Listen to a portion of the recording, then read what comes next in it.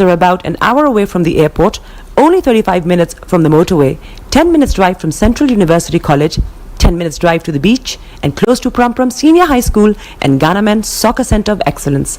For more details, visit our website www.myafricaproperty.com or call our UK office on 0208 123 2523. For our US and Canada offices, call us on +1 585 184 994145. You can also email us at ghana@myafricaproperty.com. Tune in to On Point here on Starr Radio UK with Empress Regina every Monday at 5 p.m. GMT. Looking forward to your company. Check me out. He tells me my energy is making him tired. Yes! How do you get the energy to do I've been told that I have a lot of energy, but my goodness, I think today I have met my match, people. I have met my match, Miss Suzanne. Wow, amazing. One of the things that's the start of the darkness. hole of darkness. So what did that Myself and the world will adjust. And 2019. Forget the proverbial boardroom. Join me, Simone Frazier, on The CEO, the program that gives you the driving seat over your life. Every Tuesday, 8 p.m. only on Starr Radio. Getting onto the property ladder has never been easy until now. Join us this and every Thursday from 7 p.m. to 8:30 p.m. live on the Property Hour show on Starr Radio UK, where we talk to mortgage brokers, property developers, estate agents, landlord, tenant, property consultants on how to invest or get into the property business and make money. You can't afford to miss this. The Property Hour show is your best source into the property industry. Hi guys, this is your friend Uruj from SendWave. SendWave is a money transfer app that is used by people all over the world to send money to their loved ones in Africa. With SendWave, you can send money to Ghana, Nigeria, Kenya, Uganda, and Tanzania. And the best part is, SendWave is absolutely commission-free. Our exchange rates are excellent. You can see for yourself by checking them out on our website. So how do you use SendWave? SendWave is an app that you can download onto your phone from the App Store or Google Play Store. The app is free to download. After downloading it, just open the app and enter your name, email, and phone number. That's it. You're good to go. Make sure you use the promo code SR. S for Star, R for Radio. This promo code will give you £5 free credit to send to Africa on your first transaction. Your money will be delivered to your recipient within seconds. Feel free to call me on 0749 7377 647 at any time. I'll be happy to tell you all about SendWave and help you in any way I can. Remember to use the promo code SR for £5 free credit. Medasse. Hi everyone, it's your girl BB Clement, the author of How to Go From Employee to Entrepreneur and the host of your weekly business show, BB Means Business, the show where we discuss everything you ever wanted to know about business but you were afraid to ask. How do I start my business? How do I raise the finance? How do I grow my business? Where am I going to find my customers? Join me every Tuesday at 1:30 p.m. on Starr Radio UK to get all the information and tips that you need to become a successful entrepreneur and become financially free. Remember, don't let life dictate to you. Rather, put your signature on life. Okay, welcome back to the program. We sincerely apologize for the break in the transmission. It was all due to the internet fluctuating there, and then it cut us all off. But hey, we are back here right online. Yes, on air. So wherever you are, just don't touch the dial. Just dial in or just look for Starr Radio UK, your favorite African and Caribbean radio station, and we will be up there. And you will enjoy the rest of the show. I'm going to be having Mr. Olayomi who's going to be joining us pretty soon with some of the stories that he did, the headlines that he put across earlier on. So just bear with us whilst we do so. Just bear with us whilst we do so. But now let me continue to bring you some of the other stories that was making the rounds across the globe. Okay, so yes, as I was saying earlier on, okay, the Afrobarometer. I talked about the Afrobarometer where, was it? Okay, just bear with me. I want to see. Yes, is the right one. Okay, so Yes, I've got Mr. Olayomi Koike who is joining in now, so that we can just go on. We'll be looking at all the other stories that is making the rounds as the program goes on. But wherever you are, stay tuned. Don't touch the dial. It is Starr Radio UK. It is the Friday edition of the morning show. As my friends will say, whether the devil likes it or not, will still go on. But I think Yomi has paused his video or his transmission. Okay, now we can see him. So let's go back to him. Yomi, massive good morning to you. Well, a very good morning to you, Mr. Archie. Good morning to all our listeners and viewers, and welcome once again to the very bright Friday edition of the morning show. And I say welcome to the 11th day of the month of August, and we hope the August is going according to plan wherever you are in the world. Well, it says August is going according to plan. Some people will agree, others will not agree. But whatever it is, let's agree to disagree for this time, and let's know what is happening from Nigeria. But how are you doing, and how is the family? Well, the family are doing very well. We're grateful, and I hope yours are doing very well as well. Yeah. It is good to be back once again. And like I said, the family are doing very well. If I just come out just 30 seconds so that we can adjust the other settings while we are going to come back to you in just about 10 minutes. No problem. Well, listeners, Mr. Olayomi Koike trying to adjust his set. He's trying to bring you a nice view from outside of his premises in our North London studios, where he is bringing you the updates from Nigeria. But wherever you are, I don't want you to touch the dial at all, because, well, there's lots going to be happening. Yesterday, we had the ECOWAS meeting that took place, or that was supposed to take place in Nigeria, okay, or that took place in Nigeria. Now, he's going to be telling you the outcome of it. Is it that ECOWAS are scared to go in, or the warnings that have come from the north and all that stuff is now what is making Tinubu now sit back and look at it, and a lot more from there.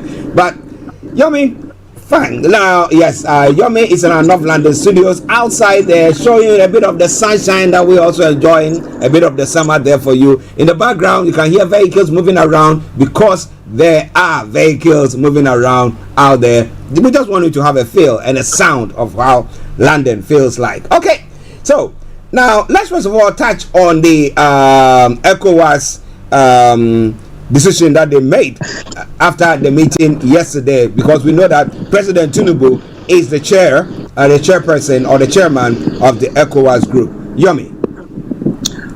Well, it seems that the situation is still not yet resolved as we might believe, and that is because the ECOWAS summit yesterday in Abuja has indicated that Nigeria is now, at the verge of, going to war, in line with the ECOWAS communique. There's a standby as we speak right now, and that literally means that anything might happen between now and then. We don't know exactly, when it's going to trip off. But yesterday, the President Bola Ahmed Tinubu hosted again, the emergency summit of the ECOWAS in Abuja. And, some of what was discussed there again is indicating that, there is going to be a confrontation, with the military junta in Niger. Let's take you to the timeline. July 26th, we know that there was a coup that kept, the military guard of the ouster, President Bazoum has refused to back down, even in the midst of so many pressure coming from different parts. We saw many delegates have traveled down to Niger, Nema, but it doesn't seem to be working. But it seems that from what we are getting now from Abuja yesterday, we are likely now to be on a standoff between the J. When the first military will be moving in, or whether it's going to be the air power, that is what we don't know yet. But from indication now, it seems that ECOWAS is not backing down. Starr Radio UK, I'll come back again to you in the studio, Mr. Archie. Well, ECOWAS is not backing down. Interestingly, let's digress a bit. Now, does that mean that Touchwood, okay, Tinubu, he's just come in, we believe that he's going to perform well. But okay, let's use another country for an example, but part of the ECOWAS. Does that mean that if it decides not to be doing what it's supposed to do for the Ghanaian public, And now people are out of desperation and everything that is going on decide that, look, we've had enough of you. We go to the polls and you manage to rig or do whatever things to win elections. But this time round, we will not sit down because we know that whatever we do, you will still put yourself in power. And therefore, we want you out. And some military personnel decide to kick the democratically elected, let's put it that way, out. Are we going to have ECOWAS coming to Ghana as well, or going to any other ECOWAS member country to, install an overthrown democratic government? Is that what is happening? A lot of reaction is coming very fast on this particular issue, and as many Nigerians are now getting to understand that the government is taking us to a war that is not yet approved by the Senate, because we know that the president did ask for the Senate consent, and that has not literally come back yet. So, but what we are looking up to now is who is going to be funding this? Should Nigeria go in line with the ECOWAS? Who fund this? Is it going to be Nigeria? But it seems that as many of these is not clear yet, but there's been a lot of different speculation. Different people are talking, and we will be picking up some of the audio in just about a few minutes while we get that ready for us.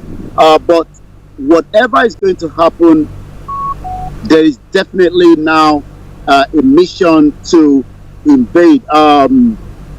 What we can say, the ECOWAS believe that the constitution, the democratic constitution of the Niger Republic, has been violated by the military junta, and that is the reason why they are going ahead. I picked up what the U.S. is saying. Anthony Blinken, I'll be telling you more about that. But let us go back to what retired Major General Henry Ayola, also a former chief of defense research, has been saying in the last an hour from now.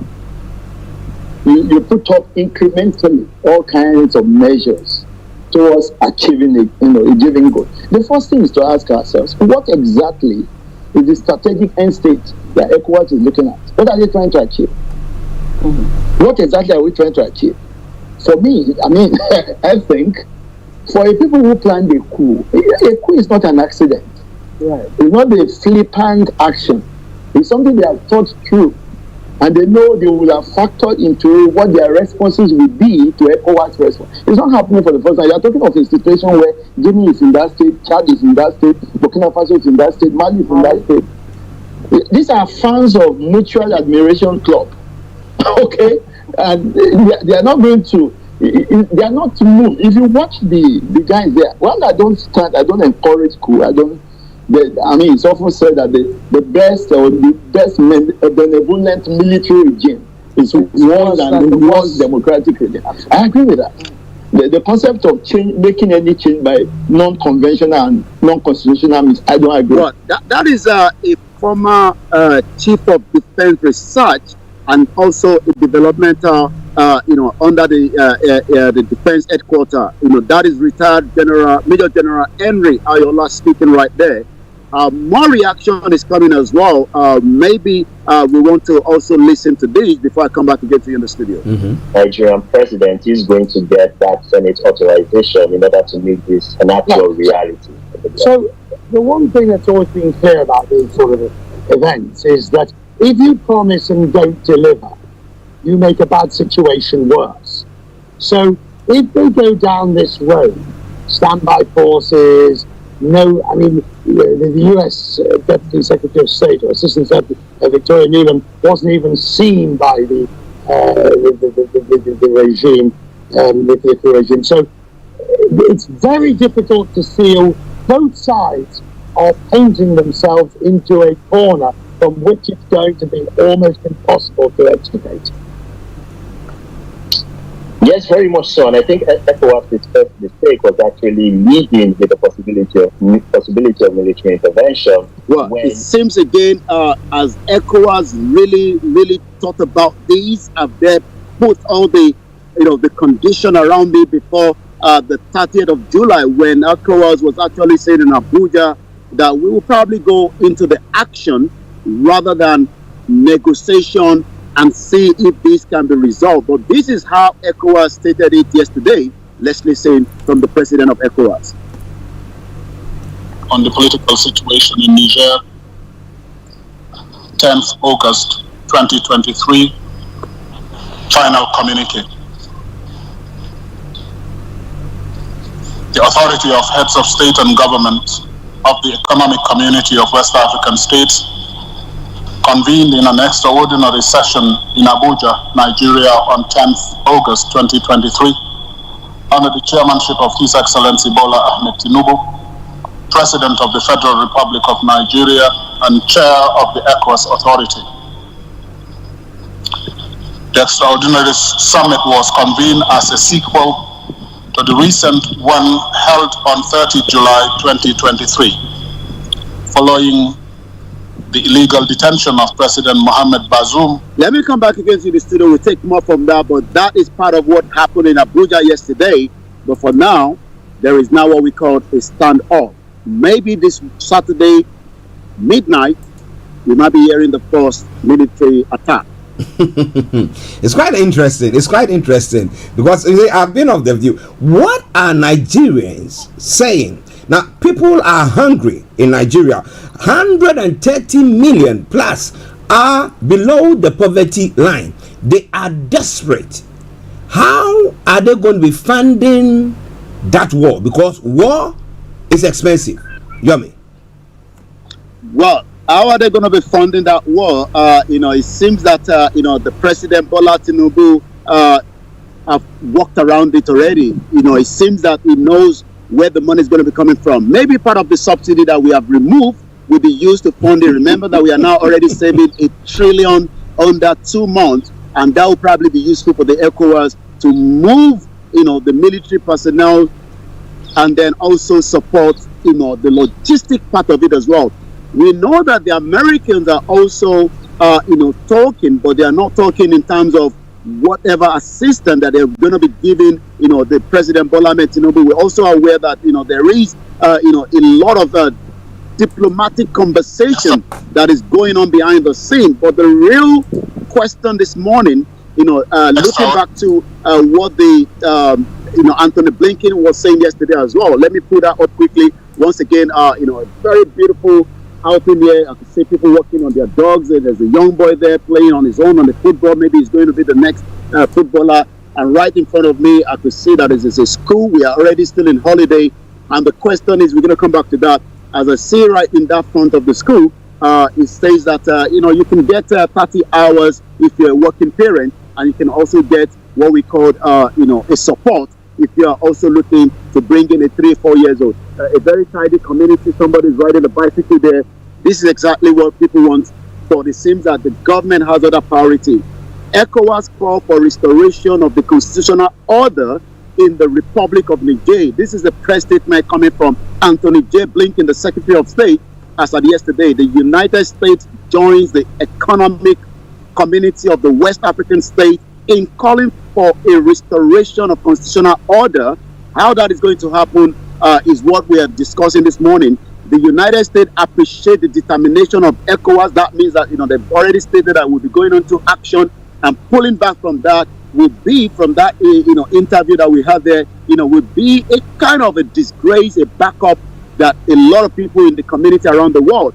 Would ECOWAS back down? We don't think so. Democracy is the best foundation for development, social coalition, stability in the Niger.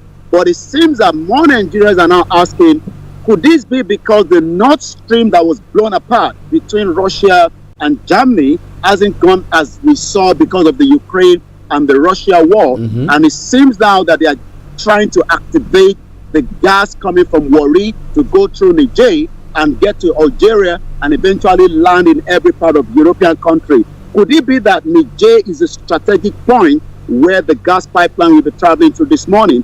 As I was walking through this community this morning, I was looking at some of the gas laid, and the question is, why we need this gas? The question is, who is going to get it down here in a proper way? Niger seems to be the bottleneck now that won't allow the gas to get to Europe.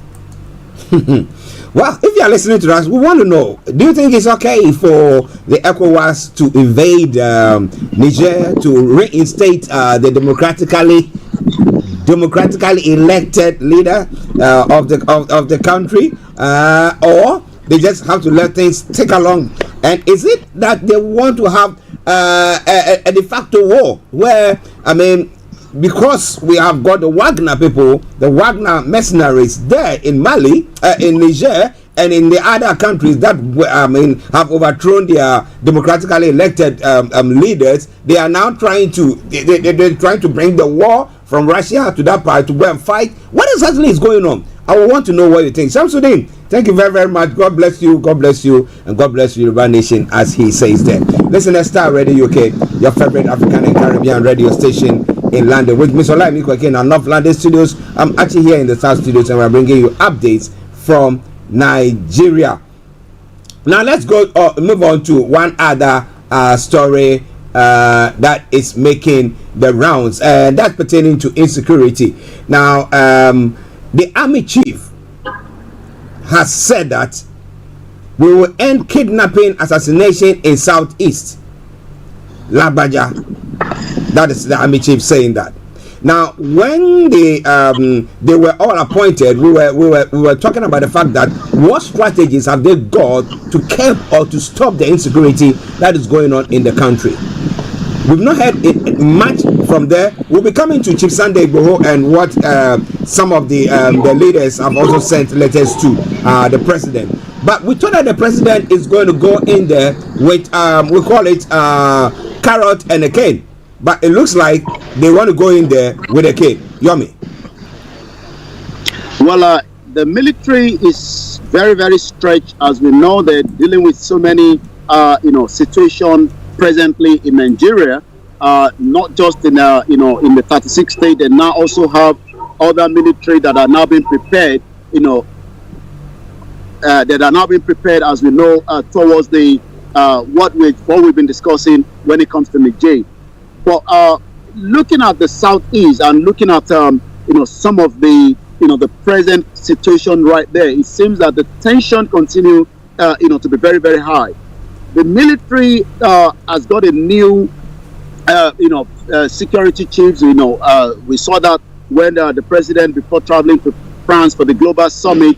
But it seems that what analysts are saying on the ground is that we do not have as many personnel, because we have seen most of them as well are coming out as well in terms of not getting proper pay. And also, as you did talk about it, this morning we saw the military responding to Asari Dokubo, because it seems that Asari Dokubo probably is pushing his luck, and the military spokesperson have come out to try to differentiate that they don't have anything to do when it comes to this particular individual. That is also coming from the news headline, this morning. But like I said, the Niger crisis, ECOWAS will need as many of the Nigerian troops to be available. But already with a lot of tension on the ground, I'm not sure that we have enough personnel. We might be able to to bring some from the southwest. Are we going to remove those in the southeast, the northeast, and the north central, where we already have, the extreme terrorism that is happening in those regions? With time, we'll have to tell. But again, the military is quite stretched, as we know this morning. Starr Radio UK, I'll come back again to you, Mr. Archie.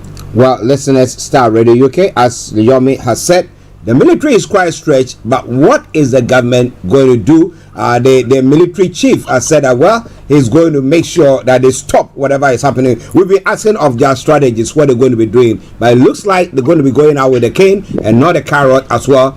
So let's see. But let's talk about Asari Dokubo. I mean, does he run a private security firm, or has he got his own mercenary group like the Wagner? What is he? Who is he?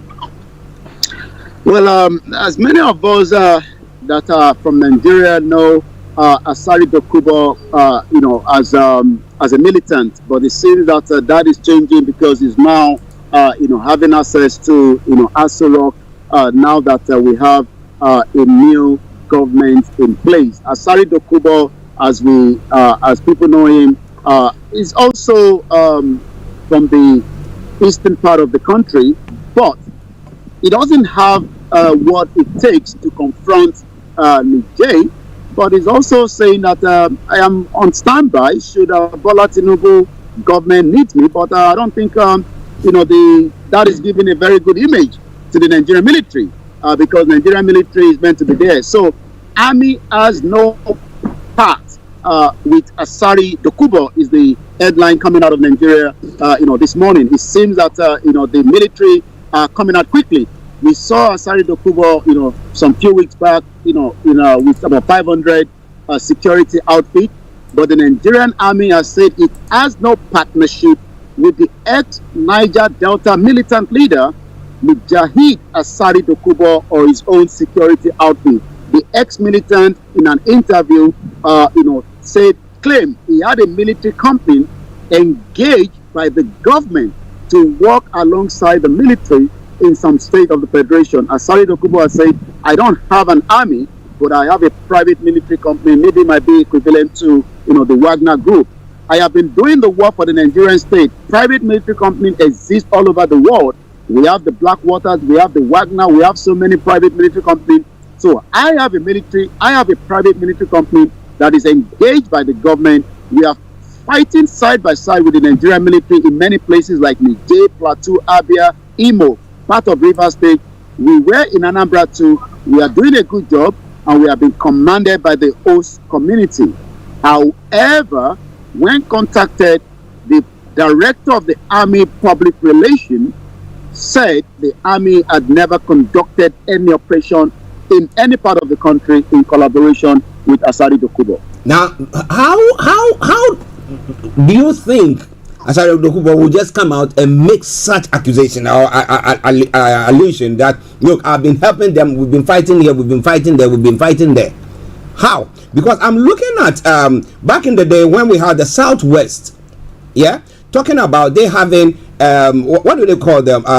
This military, it's not a security group where we were talking about. I've forgotten the name that was given to them. They were the local Amotekun. Okay, and we were talking about the fact that we think that they need to be armed because if they are fighting or they are, fighting against what do you call it?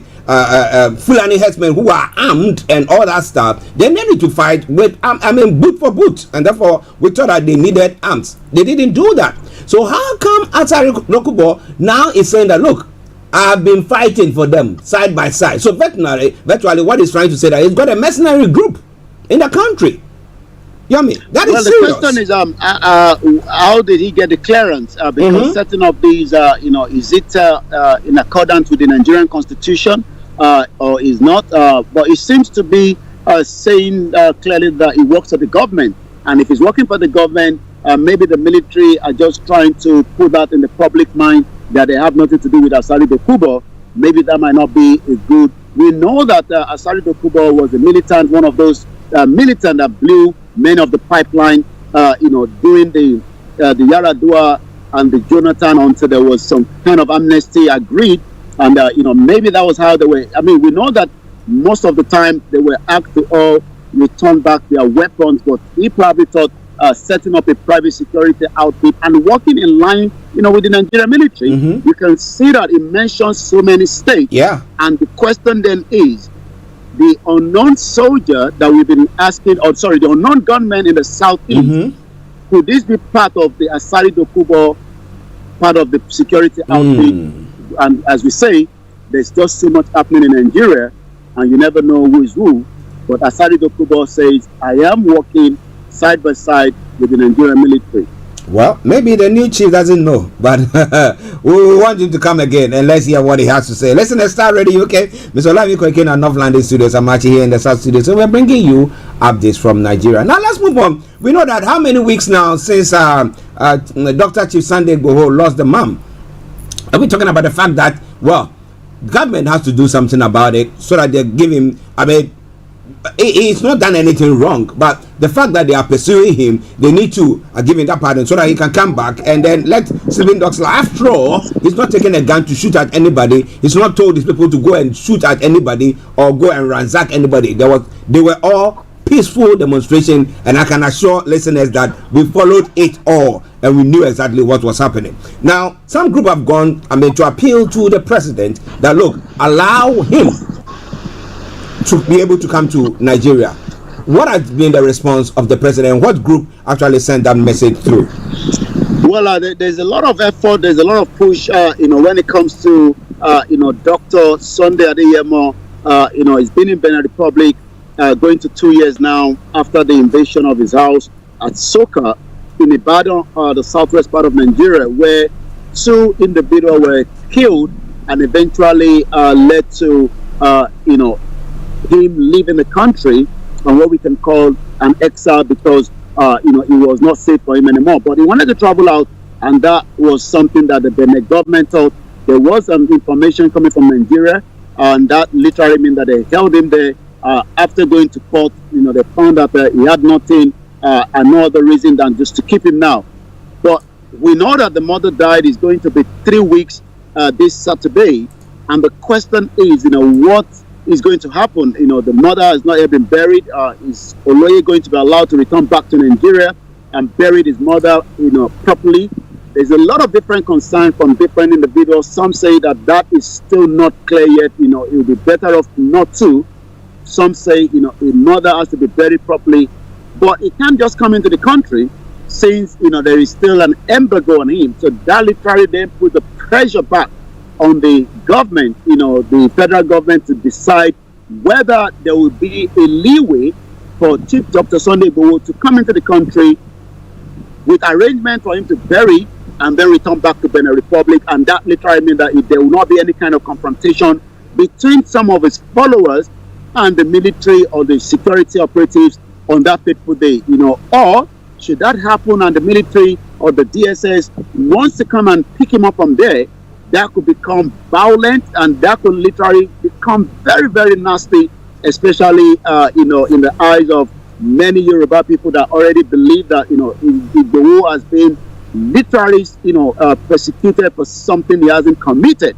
We've been talking about Asari Dokubo, talking about his own private military security. Igboho doesn't have any private security, in his house. Neither does he have anyone in operation. But again, the federal government have not said much when it comes to whether Igboho will be allowed to return back home and give his mother the final burial right.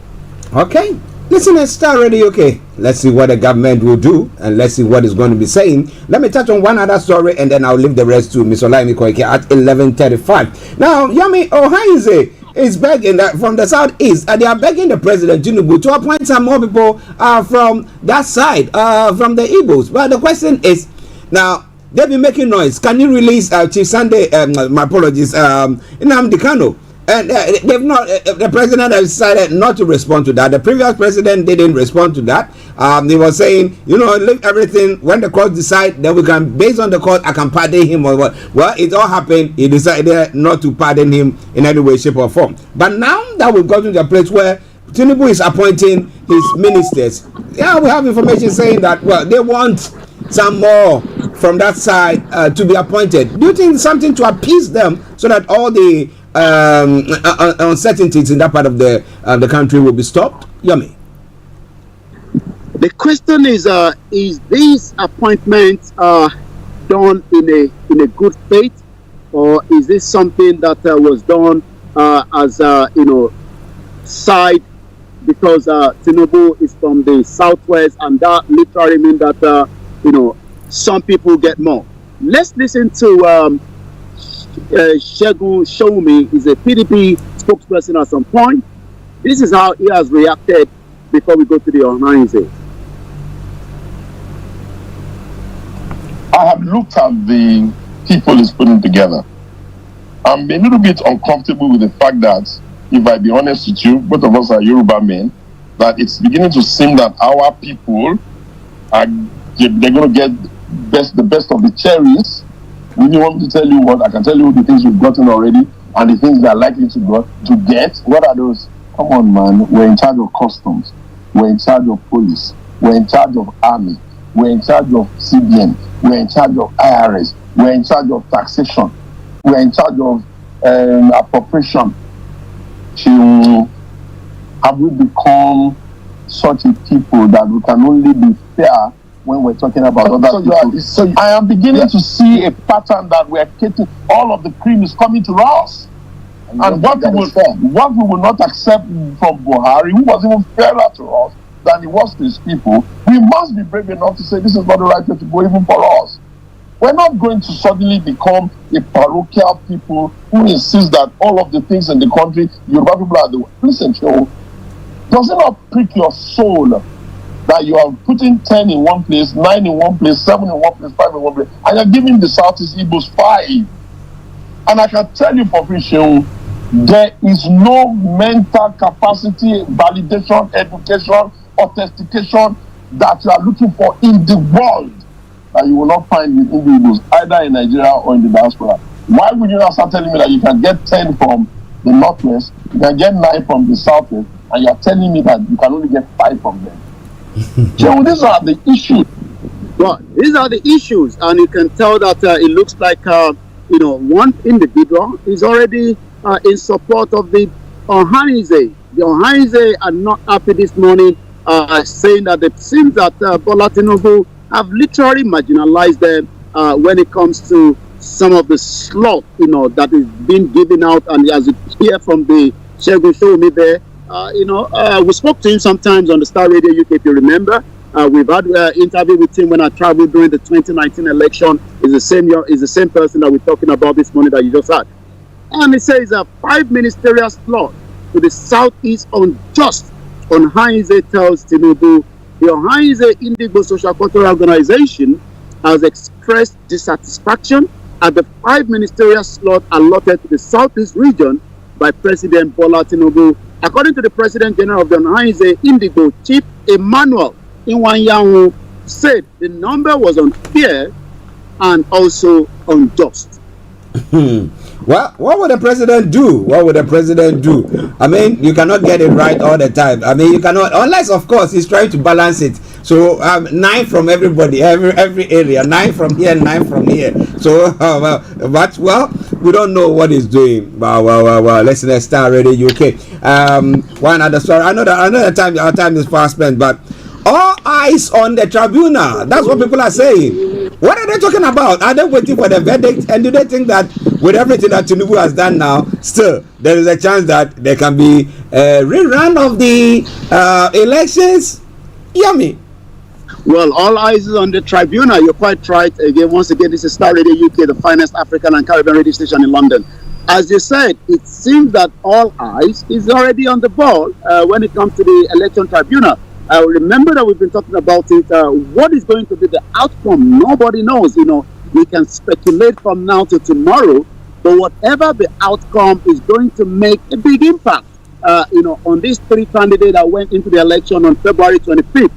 But as many Nigerians are tweeting this morning, where we picked up from the social media, all eyes are already on the ball, especially the judges that will be making the decision. But like I said, we will have to wait a little bit much further when it comes to this. We'll be given just about 2 days notice from the tribunal to determine what is going to happen when it comes to this. But again, already in terms of politics, many Nigerians believe that justice will be served, and some believe that Bola Tinubu will be removed while Atiku will come back, and some say there might just be a rerun and Peter Obi might win the election again. It's interesting. It is quite interesting. I've been thinking about some permutations there. I said, if Atiku decide that himself and Peter Obi are going to just come up together and say they're going to run that will just finish Tinubu, because if you're talking about 6 million, both of them, assuming even let's say 1 million of them decide not to vote for them, they're talking about 11 million, which is more than what Tinubu got. That is quite a serious thing there. Well, we know that Tinubu won just with less than 10 million anyway. So, and whatever the outcome, if this, boil down to 2 individuals between Atiku and Tinubu, or Atiku and Peter Obi, then Tinubu will start to think otherwise. And probably maybe that is why he's thinking, let's just start the war so that we can put it on hold on the election tribunal for now.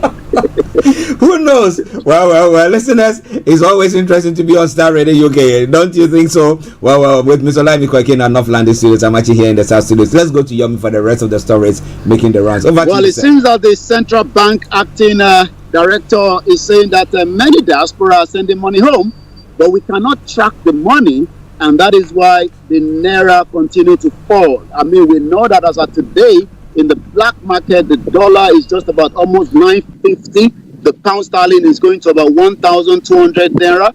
But it seems already that there is a situation at hand, and the acting director, after Emefiele was removed, according to the news coming out of Nigeria, says that many Nigerians in diaspora are sending money home, but the money is not coming through the proper channel, and they are changing the money from the black market. Also, the central bank has released a financial statement of 7 years amid investigation. The Central Bank of Nigeria has released a consolidated financial statement for the last 7 years, making it the first time since 2015. So it looked like something was shady under the former president not to have released such under Emefiele.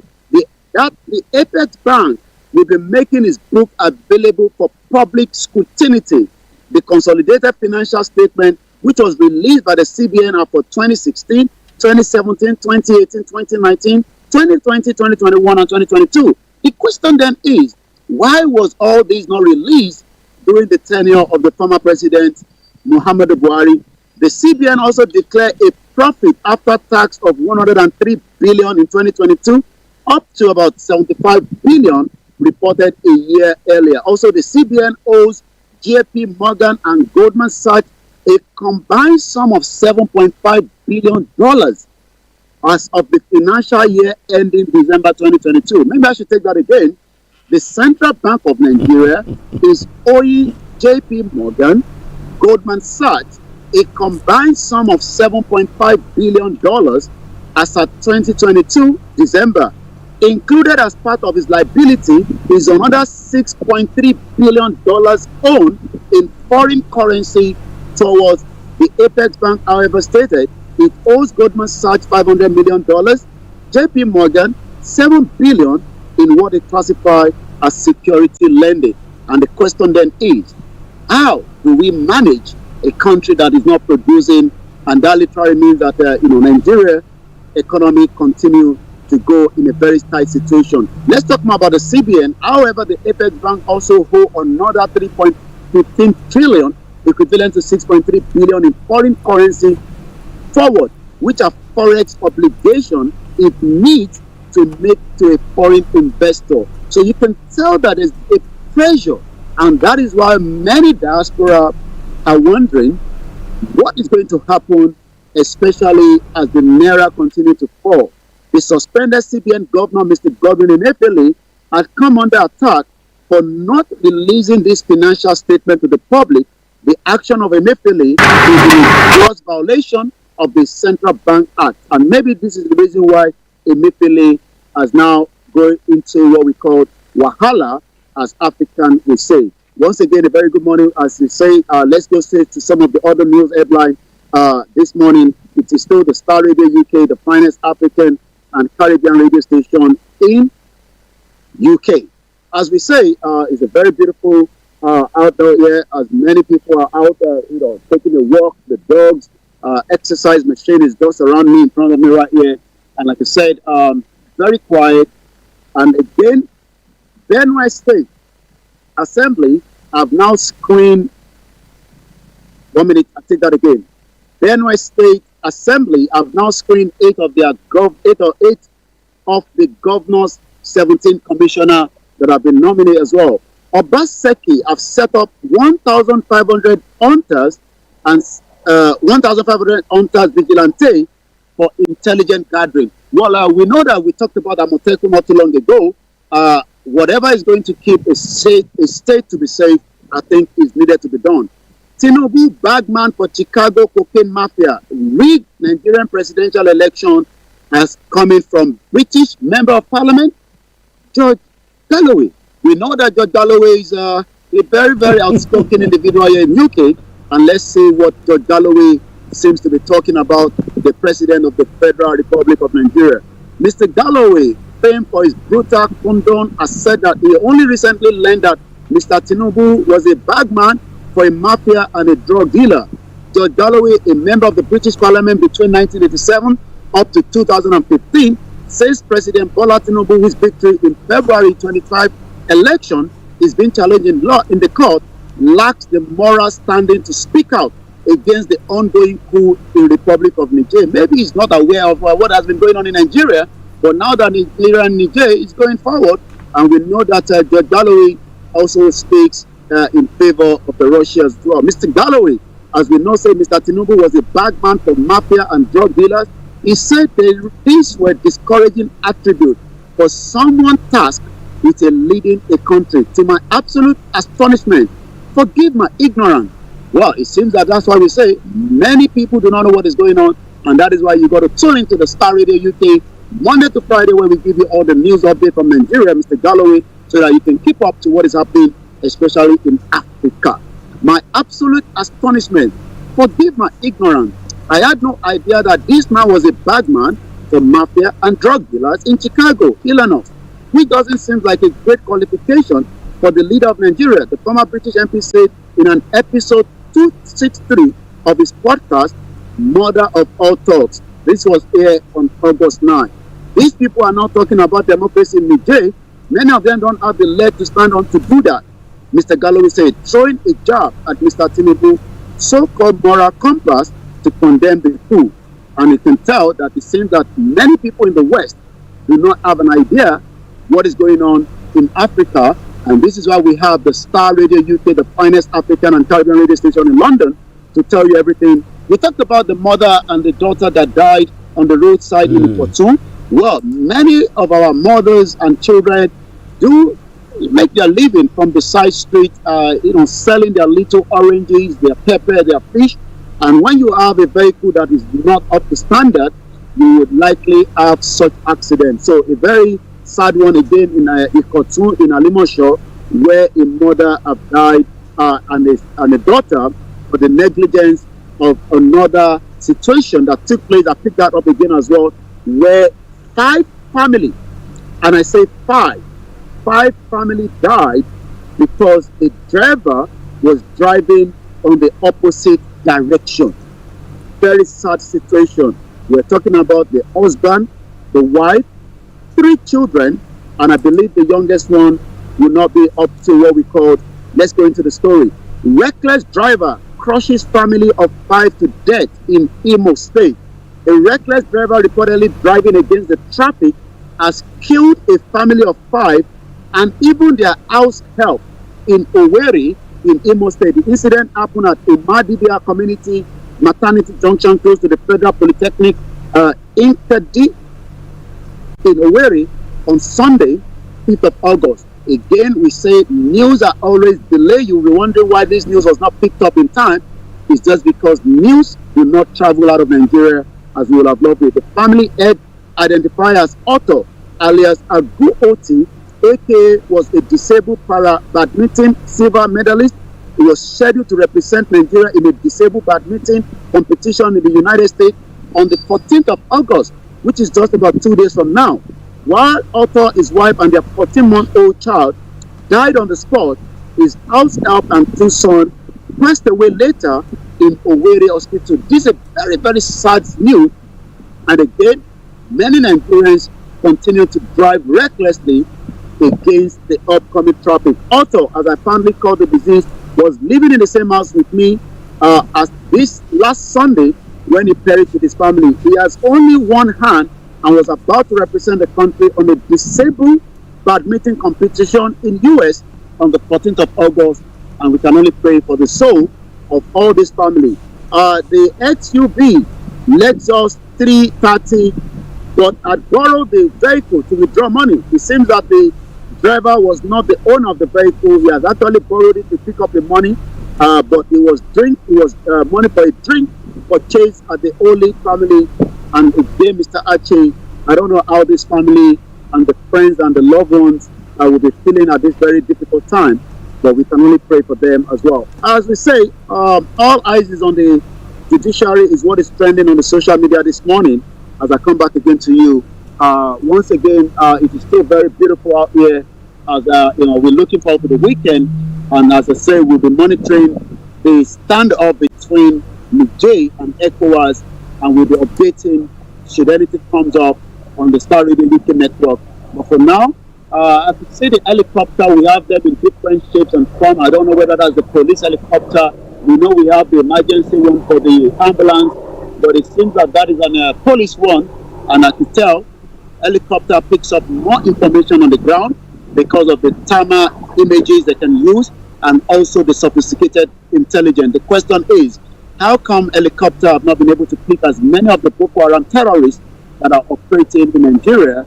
It seems somebody is making money out of the terrorism in Nigeria. I'll come back again to you, Mr. Archie. Wow, listeners, updates from Nigeria with Mr. Olayomi Koiki. Let me say good morning to Shola Allen. He says, great work, my brother. Great work to you too for joining us as well. Okay, now before we run up the conversation, now the South is it still on the sit down or sit at home? Well, the last week is this week, so we're expecting Monday just to be on the lockdown and everything goes back as well. We'll probably be able to do a bit of analysis of that. We couldn't get Simon Ekpa over the conversation, but we hope we will get him maybe during the week when he will be able to speak to us, or maybe somebody within the sector, to see what has been the outcome of the sit-at-home 2 weeks in civil disobedience for the fact that Nnamdi Kanu is still being held in captivity against his will and under the human rights after rendition and kidnapping from Kenya to Nigeria as a British citizen. Well, listeners, let me say thank you very much to Yomi and to all of you who have joined us on the platform, the various platforms that you are watching us and listening to us on. Yomi, before we go. Well, a lot of activities over the weekend on the Starr Radio UK network from the Friday up to Saturday, Sunday.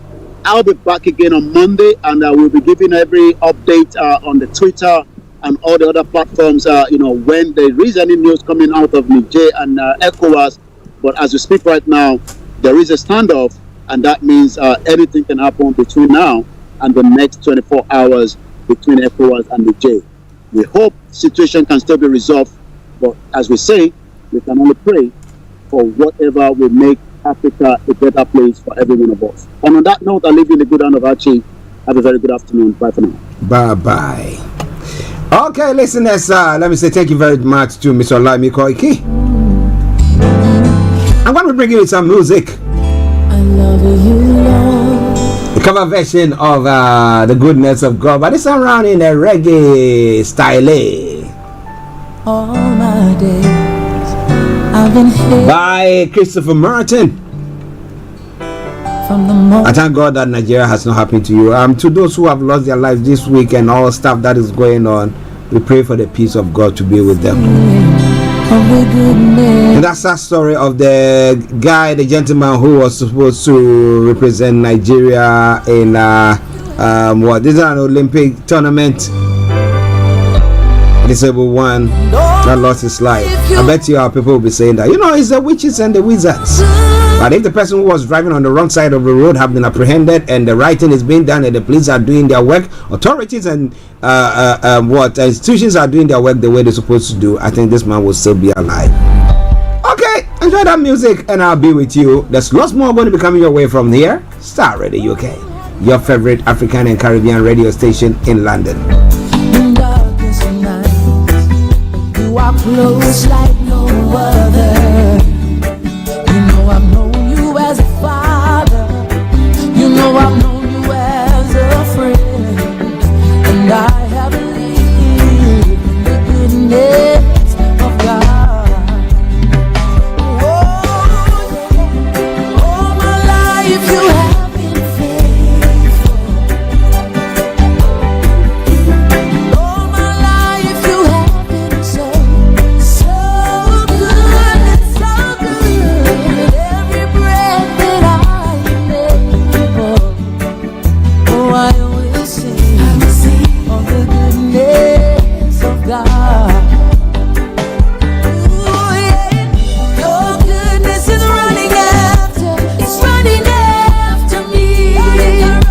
This is Starr Radio UK. This is Starr Radio. This is Starr Radio UK.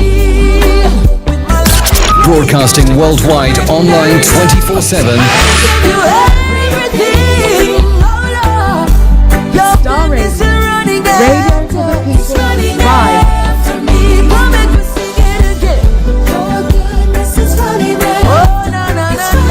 Archie on Starr Radio.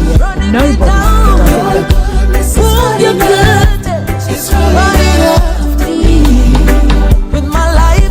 does it better. You are listening to Starr Radio News. Oh, your goodness is running after.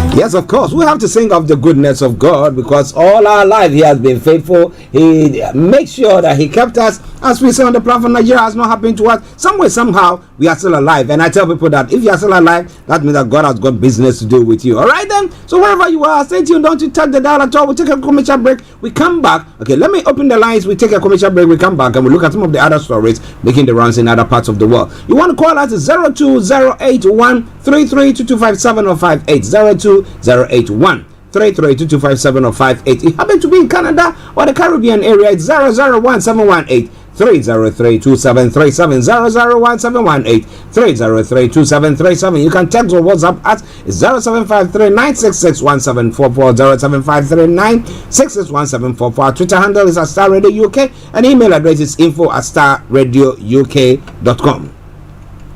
Well, okay. Now let's take a quick commercial break. We come back and we continue with the show. Don't touch the dial. Starr, your favorite African and Caribbean radio station in London. Hi guys, this is your friend Uruj from SendWave. SendWave is a money transfer app that is used by people all over the world to send money to their loved ones in Africa. With SendWave, you can send money to Ghana, Nigeria, Kenya, Uganda, and Tanzania. And the best part is, SendWave is absolutely commission-free. Our exchange rates are excellent. You can see for yourself by checking them out on our website. So how do you use SendWave? SendWave is an app that you can download onto your phone from the App Store or Google Play Store. The app is free to download. After downloading it, just open the app and enter your name, email, and phone number. That's it. You're good to go. Make sure you use the promo code SR. S for Starr, R for Radio. This promo code will give you £5 free credit to send to Africa on your first transaction. Your money will be delivered to your recipient within seconds. Feel free to call me on 0749 7377 647 at any time. I'll be happy to tell you all about SendWave and help you in any way I can. Remember to use the promo code SR for £5 free credit. Medase. Okay, welcome back to the program. It is Starr Radio UK, your favorite African and Caribbean radio station in London. Everywhere you go, Afrobeat reggae dancehall taking over. Everywhere you go, Afrobeat reggae dancehall taking over. Yo, what's up, people? This is a boy Raskin Bobo One. Tune in every day, every night at the Starr Radio UK with the big man them Archie. When I say Orta, you say fire. I'll come back to the program. Okay. It's not going a minute after 12 and I said, the lines have been opened. We're going to be looking at all the other stories making the rounds in other parts of the world as well. And then at 12:30, I take you to Kent, where our man is. And today we're going to be looking at the marriage allowance. There is some money there for you. You can make hay. You can enjoy it as well. But how do you go about it? We're going to be telling you more about all that. All right? So don't touch the dial. All right then. So, yes. Okay, just bear with me even as we move on. Okay.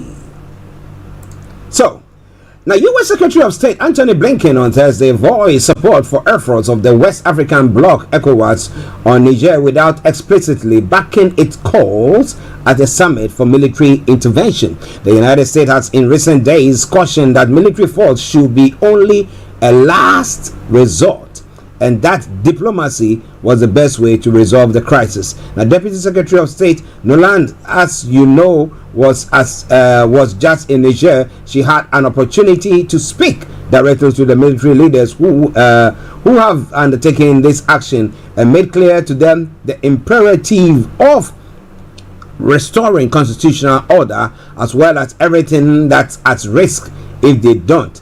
As significantly, ECOWAS, the organization that brings together West African countries, is playing a lead role in making clear the imperative of the return to constitutional order, and we very much support ECOWAS leadership and work on this. He said the United States will hold the junta that took power in Niger accountable for the safety of democratically elected President Mohamed Bazoum, his family, and detained members of the government, U.S. Secretary of State Antony Blinken said on Thursday, holding them responsible.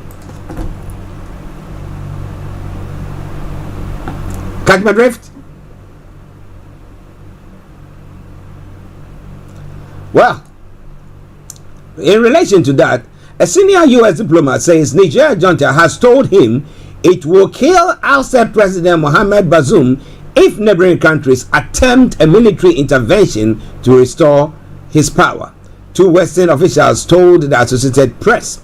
They spoke shortly before the West African bloc ECOWAS said it had ordered the deployment of an intervention force to restore democracy in Niger after its deadline on Sunday expired to reinstate Mr. Bazoum. The threat to the ousted president is raising the stakes for both ECOWAS and the junta, which has shown a willingness to step up its action since taking power on July the 26th. So, what is it going to be?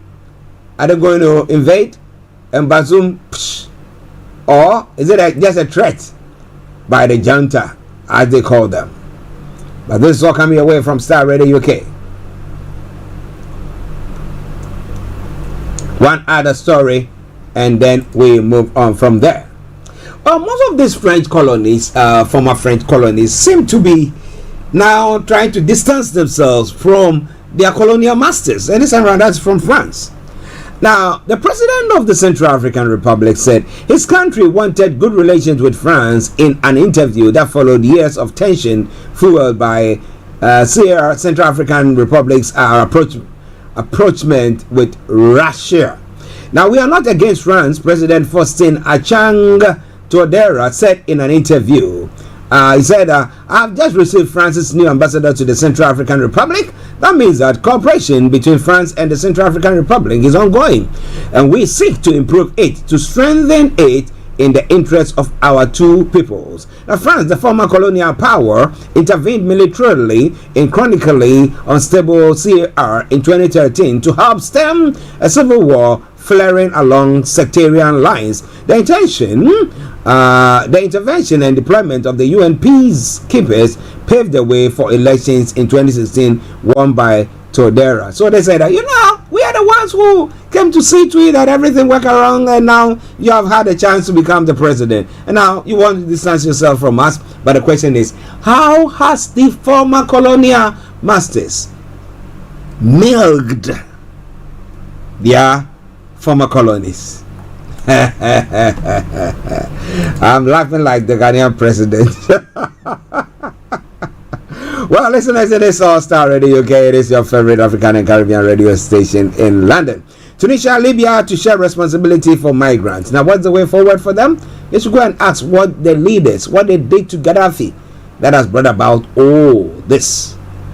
I bet now they regret doing that, but I bet you it is too little, too late.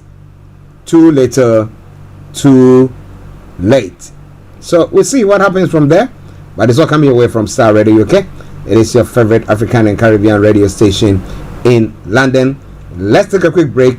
Okay, I've got Felix on the line. Let's go to Felix before we go on that break. Felix, good afternoon to you. How are you doing?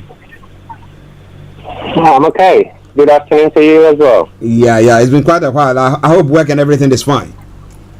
Yeah, we try our best. Yes, yes. That's all we can do. Okay, what is your take this afternoon, sir? Oh, so these West African leaders of yours want to go and start a military intervention. And how are they going to get out? Oh, they'll behave like they are allies. They don't have. How long are they going to be there? How long are they going to be there? No, they've not thought about that. And how are they going to run the public services? Where are they going to get money to pay for the local government, central government, who to run the schools, the hospitals, and things like that?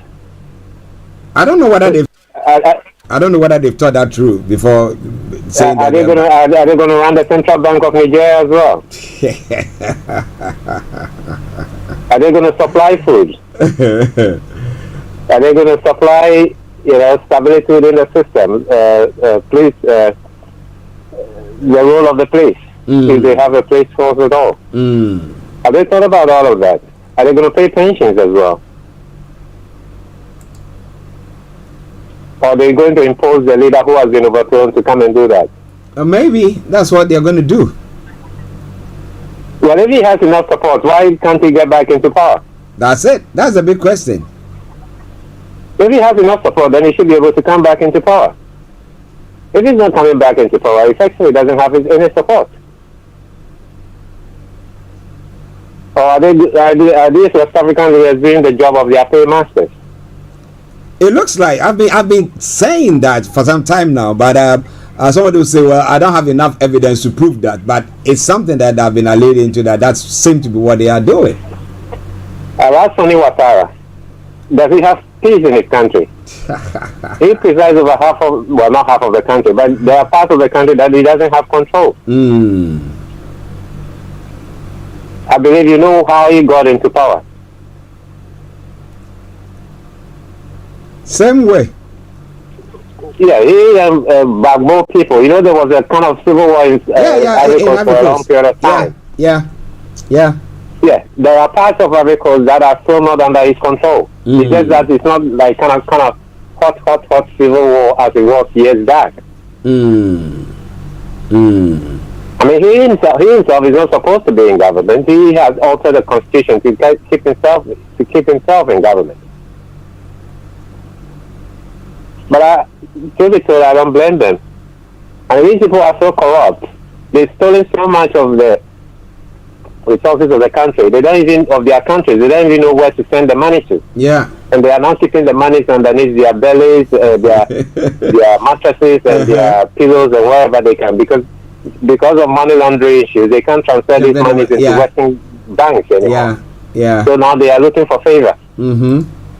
Whether they will be allowed to do this kind of foolish job, so they will be allowed the money, I don't know, whether into real estate or something like that, which seems to be the place where, illegally acquired wealth from African leaders can go, can end up. Real estate in Western countries. Because otherwise, I don't know what their problem is. I mean, Nigeria is as poor a country as we can ever think of. If you have somebody in power who is not making use of the little resources available to the country, why do you have to keep this person in power for a long period of time? Yeah. And I mean, anytime you have somebody in government in some of these countries where the situation is so dire, you don't get into government to waste people's time. Yeah. Because the more time you waste, I mean, you're really a wealthy country and some leader is wasting your time, you don't really have to bother too much. It's like the household of a wealthy man. If the children decide that they don't want to go to school for 1 year, they want to go and do backpacking all over Europe or wherever, you can afford to do that. Yeah, they can. But if you come from a poor home, wasting 1 year traveling around the world doing backpacking can be very detrimental to your future life. Because you come back home with a huge amount of debt. Yeah. And you won't have anybody to help you pay. Yeah. You may end up spending the next 10 years of your life trying to pay debt for fun that you have over 1 year. So when you come from a very poor country, you don't have leaders who get in and waste people's time with the little resources they come to, inherit. And if he gets into power and he made a mess of himself, when he was making the mess of himself, why didn't they tell him that, look, man, you can't be behaving this way. Yeah. They didn't. Now that it's been chucked out, they should give it a go. I mean, these people can't even take control of Fulani headsmen, and they want to go and occupy somebody's country. They'll be coming back home with dead bodies. Body bag. Interestingly, I've been of the view that why are the ECOWAS leaders on the part or thinking that we need to invade them? Is it because they know? Go on. Go on. No, you go ahead. Because I was asking myself, is it that because they know that they are not performing the way they're supposed to, and there's a tendency that somebody could kick them out, and they will have the support of the masses, and in order just to, to galvanize themselves in their position, they think that the best way is that we use the ECOMOG, let me call it that way, to go and attack, and therefore anybody who is overthrown that way, that's what's going to happen for them. Is that why they are all now singing or dancing around that? I guess so, but I personally think that a lot of these countries are in serious financial crisis. I mean, if you take your own country, Ghana, some of the comments that have come from the Ghanaian president against the Burkina Faso, in some cases they've had to use the back door to go and apologize for some of the utterances that is made whilst away in Europe or North America. And it's simply because to get IMF funding. A lot of these countries, they've run themselves aground. They've spent money they don't have. In some cases, you might even say they've actually embezzled state resources. Yeah. And they're basically looking around. Excuse my language, is like an individual who is prostituting him or herself to make ends meet. Anybody at all could be their partner. Excuse my language here. Yeah. But that's what it is. I mean, if you look at your own country, for instance, I'm listening to some of the monies that are owned by Nigeria to investment banks. I mean, you ask yourself for what? Why is Nigeria owning this? Is it for consultancy? I don't know. Why can they not use universities in Ghana, universities in Nigeria to provide them with this consultancy and pay these universities so the money will circulate in the system? How come Nigeria is owing billions of dollars to investment banks abroad? Yeah. How is that possible? But when you put yourself in such a mess, then this is what happens. You know, I can't really think that people such as Alassane Ouattara and all these people is looking for favor from the French. If he's not had enough of that already, maybe he's looking for favor for his own protection. As the French have military bases in the Ivory Coast. Ghana is obviously money. They are looking for money because the international financial markets have asked them to get lost. They don't want to give them money anymore. So they're looking for money from there. I really don't know. The issue about Nigeria and corruption seems to be a never-ending spectacle of marriage from beginning perhaps till the end. I don't know when this will ever come to an end. So I can't really see why they want to do this. But if they want to try, that's fine. Nigeria says they share border with Nigeria, so it's their business. It's their business. Why didn't they get involved earlier before the coup came into being? It is interesting because it's like what happened in Cote d'Ivoire, Ivory Coast, when Ouattara was trying to go, pushing to go for a third term, and everything that was happening, and everybody was saying, that is wrong, that is wrong, that is wrong. And they all just sat there quiet. And because they're going to support him because they know that when it's their turn, he will in turn also support them. But that is what they are doing there. We hope to see. It is indeed. It is indeed. Well, I don't know. I mean, I hope, because I've just read the communique that came out. Our listeners, Felix's line is dropped, but I hope that he's able to call back to make his voice heard. On that, Felix, try and call us back. Okay, he's calling. Let me try to pick it. Yes. Hello, Felix. I don't know what happened. Yeah. That's okay. Yeah. Like I was saying, the communique that came out says that as soon as possible. It didn't give any specific date and time.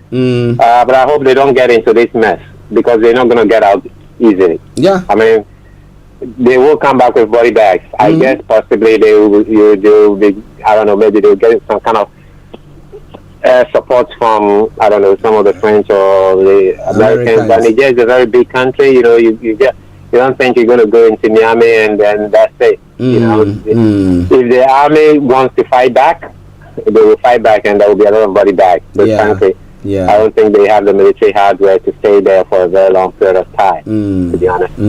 Well, I don't know how you. I don't know how you're going to bring this sort of president into the country. Who's going to provide him security? Yeah, I don't know.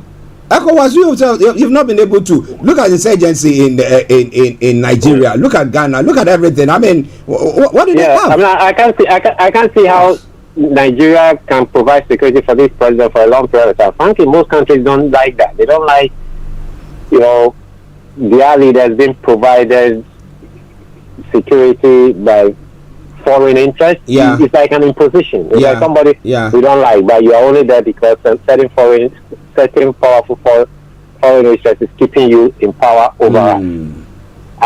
Well, it's up to them. I don't live in West Africa. It's their problem. Have a good day. Thank you very much, Felix. Thank you very much. Have a lovely day as well. Well, listeners, that has been Felix also bringing his point on the issue. I think that ECOWAS is making a good plan. I mean, like you said, how do they even finance that? How long are they going there for? How will they get out of there? And how are they going to be providing all the amenities and the supplies and everything for if they go in there to reinstate overthrown President Bazoum? Well, listeners, 18 minutes past the top of the hour. Like I said, this afternoon on the Money Hour, we'll be bringing you the marriage allowance. Oh my goodness. I didn't know that when you get married, you can get allowance. But that doesn't mean that you have to go and get married to lots of women and think each one will give it back. Well, the money man himself will be telling you more about that exactly in the next 11 minutes. For now, let's quickly move on to some of the other stories, and then we can bring the first part of the program to a close. Okay. So, well, the wildfires in Hawaii. Oh gosh, I mean, this has been a year where we had of wildfires. I mean, burning, destroying properties and stuff like that. The story says that the number of people killed in Hawaii wildfires has risen to 55, and hundreds more are said to be missing on the island of Maui. Governor George Green says the fires are the largest natural disaster in Hawaii state history, and 80% of historic seaside town Lahaina is gone. In Lahaina, tourists were forced to jump into the sea and tread water for hours. Now, tens of thousands of visitors have been evacuated, while 11,000 people remain without power on the western side of the island. Now, firefighters are still battling to contain Maui's wildfires, which began on Tuesday, and were fueled by Hurricane Dora's passing wind. Joe Biden has issued a major disaster declaration which releases funds for recovery. But you know, interestingly, I've been asking myself the question. We got all this scientific advancement and stuff like that. Now, why don't they have sprinklers? Because this island, this place that has been, I mean, virtually wiped out by fire, is a place that is near the sea. They could have used some sprinklers or cause some. Well, maybe it's something that has not happened in that magnitude before, so they did not think about it that way. But I was of the view that they could live. I mean, because you got the sea there. All that you have to do is to get some pumps. I mean, pumping some water into some sprinklers and then sprinkling the whole place. If it's dry, I don't know, maybe the salty water will kill the plants. What do you think about that? Am I going a bit good? But I think there's always a way. But back in the day, I remember Ghana, the former president John Mahama, they were trying to get some seawater. They were converting it, going through some system and then taking the saltiness out of it and making it wholesome for human consumption. Let me put it that way. So we had people just using that in their homes. So couldn't they come out with anything of the sort? Well. It is Starr in the UK. It is your favorite African and Caribbean radio station in London. I bring it the time now to 12:21. So I've got 9 minutes. Let me see what I can do about that. To make sure I bring you all that you need to know, or the most important ones. What about that? Well, in relation to that, Oprah Winfrey has handed out supplies after Hawaii wildfires. The talk show host and Maui resident Oprah Winfrey distributed help at the War Memorial on Thursday. She also lives there as well. She's got a place there as well. Okay, so those are some of the stories that has made the rounds there as well. Star Radio UK, your favorite African and Caribbean radio station in London. At least 23 people are dead after Rohingya boat sank. Okay, what was happening? Where were they going? The bodies of 23 Rohingyas who were fleeing Myanmar, Rakhine State, have been recovered after their boat sank. Now 30 others are still missing, while 8 people are reported to have survived the mishap. The survivors said they were trying to reach Malaysia when their boat carrying more than 50 passengers foundered and was abandoned by its crew on Sunday. Every year, thousands of Rohingyas attempt the perilous sea journey to Malaysia or Indonesia. They are escaping persecution in Myanmar and overcrowded refugee camps in Bangladesh. Those who died this week include 13 women and 10 men, all Rohingya Muslims. A rescue team has said the Muslim Rohingyas are an ethnic minority in predominantly Buddhist Myanmar. Many of them fled to Bangladesh in 2017 to escape the campaign of genocide launched by the Burmese military. Those remaining in Myanmar too have been trying to flee since the military coup in 2021. Well, we had Aung San Suu Kyi not making too much noise. Is it that she saw that if she made noise, they will come after her? And after they finished with them, now they came after her as well. Interesting one. Star Radio UK. It is your favorite African and Caribbean radio station in London. Okay, now here in the UK, let's look at a couple of stories and then we can bring the first part of the program to a close. Well. It looks like the UK enjoyed a bit of a boom in the economy. How many percentage? Now, warm weather in June helped lift UK economic growth by more than expected, according to official figures. Now, higher temperatures boosted pubs, restaurants, and the construction industry, lifting the economy by 0.5%. The stronger data meant that the economy expanded by 0.2% between April and June. However, the strikes by NHS workers weighed on output in June, and fears of a recession remain over the UK's longer-term growth. Now, Darren Morgan, Director of Economic Statistics at the Office of National Statistics, the ONS, which published the data, said there were 3 factors that affected the UK in June: the number of working days, weather, and industrial action. He said, while the economy bounced back from May's extra bank holiday for the King's coronation, the manufacturing industry and cars in particular had performed robustly. Now, services also had a strong month with publishing and car sales and legal services all doing well, he said. Now, though this was partially offset by falls in health, which was hit by further strike actions as well. While June growth was better than expected, the UK remains only the country out of the G7 nations not to see its gross domestic product return to pre-COVID levels based on the latest quarterly figures. And what do you think are the causes? We all went through the COVID. We all went through or are going through the Russia aggression against Ukraine. Yet, some are doing better than others. Is it Brexit? Which of the zit is it? Or is it exit? Alright then, Star Radio UK. Final story, and then we go away. We can't take any more, says NHS as doctors strike. Now, do you think that we've gotten to a point where we're going to go into the system like the Americans have, where we have to use private services or insurance private insurances for health insurances to be catering for ourselves. Because if you talk about the backlog of 7.5%, 7.5 million, that it's saying that 1 in 8 or 1 in 7 persons are awaiting a procedure.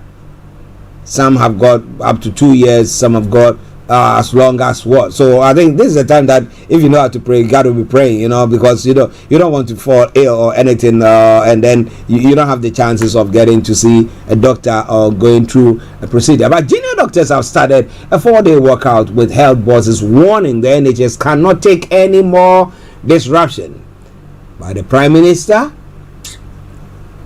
staying put. The strike by members of the British Medical Association began at 07 BST and lasts until Tuesday. Now, it is the junior doctors' fifth strike in the pay dispute in England. The NHS providers said services were at tipping point because covering the junior doctors' strikes had cost an estimated £1 billion. Now, as well as leading to thousands of postponed treatment. Now, Sir Julian Hartley, chief executive of the NHS providers, which represent hospital bosses, said he was very worried about the severe disruption that would be seen during this latest strikes and the 2-day workout by consultants planned later in August as well. So if you are listening to me, the question is, which way?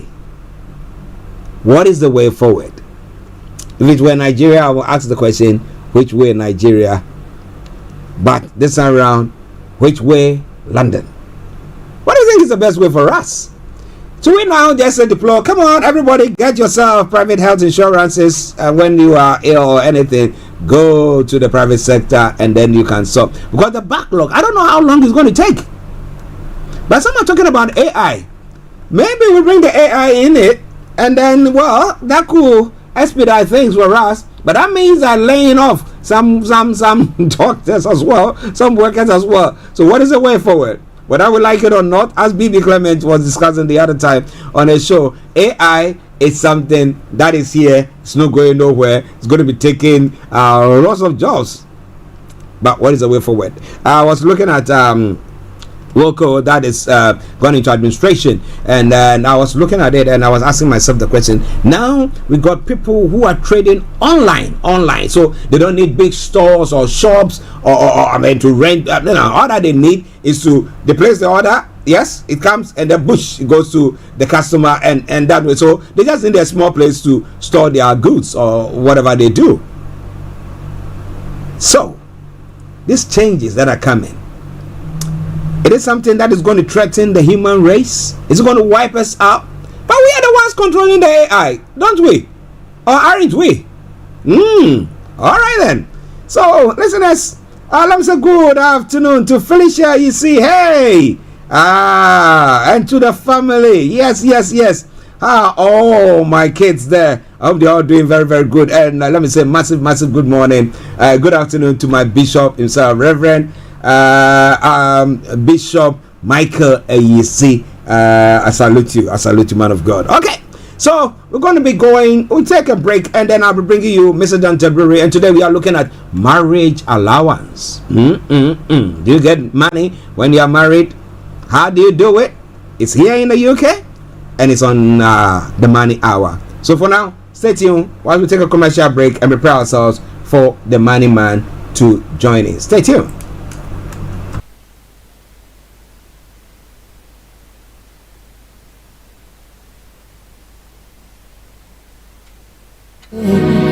Oh, I will sing of the goodness of God.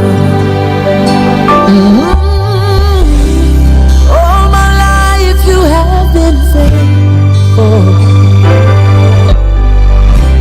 and all my life you have been so good. Yes, every breath that I am able, oh, I will sing of the goodness of God. You know I love your voice.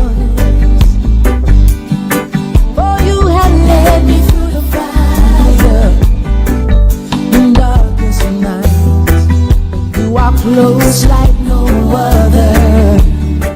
You know I've known you as a father. You know I've known you as a friend. And I have believed in the goodness of God. All my life you have been faithful.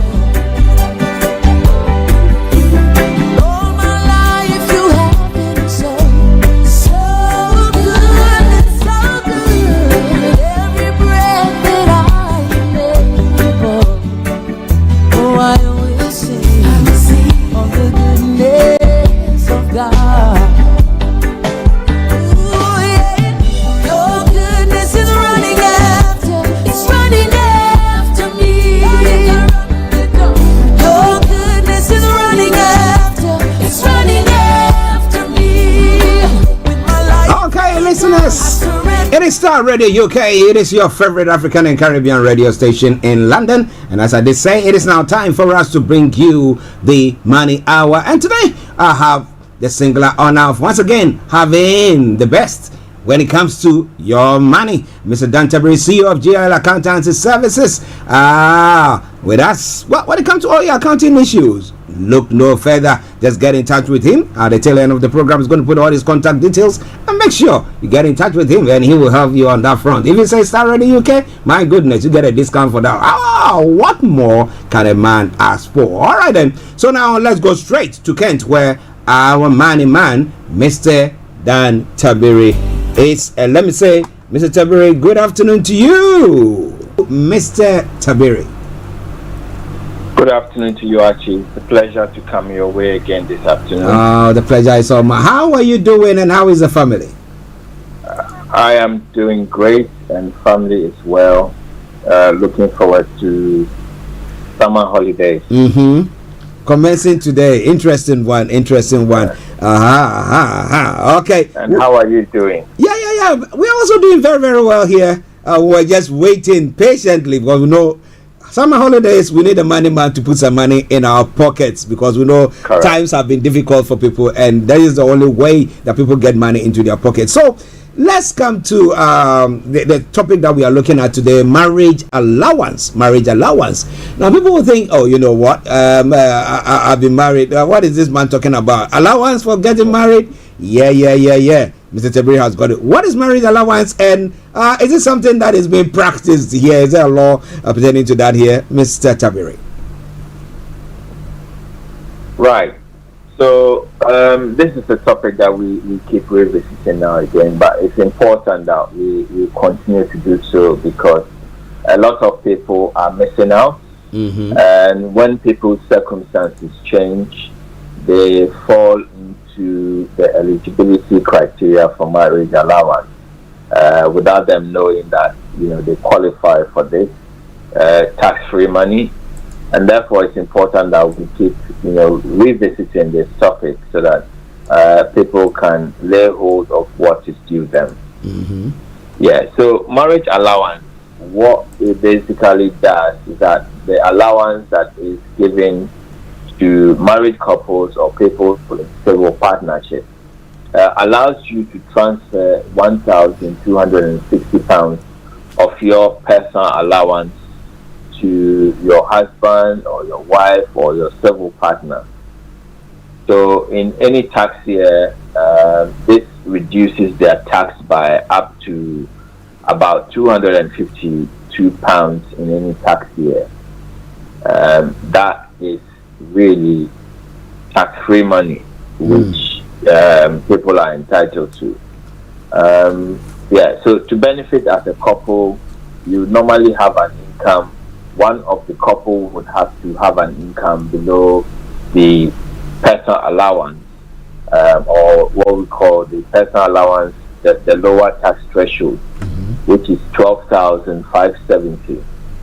And then they transfer £1,260 of their allowance to the partner.